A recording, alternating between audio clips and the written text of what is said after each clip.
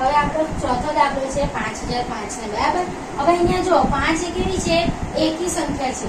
હવે 5 છે એ 2 ના ઘડિયામાં પણ ના આવે, 3 ના ઘડિયામાં પણ ના આવે, તો આપણે 5 વડે ભાગ ચલાવીએ.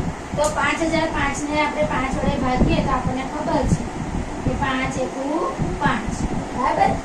અને 0 0 તો અહીંયા પણ 0 0, અહીંયા 5 તો 5 એકુ 5 એટલે 1001 આવે.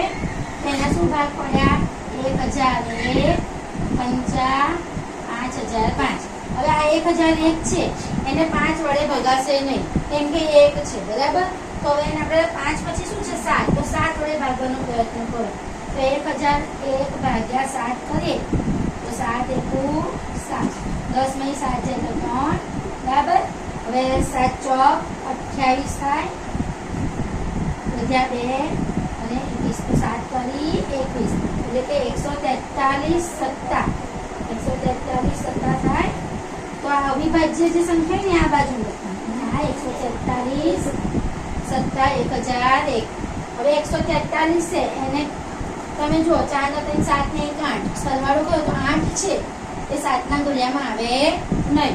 હવે આપણે 7 પછી 11 છે, હવે એને 11 વડે ભાગો તો 143 ભાગ્યા 11 કરીએ તો 11 એકુ 11 બરાબર. અને 11 કરી 33 એટલે 13 ગુણ્યા 11 શું થયું? 13 ગુણ્યા 11.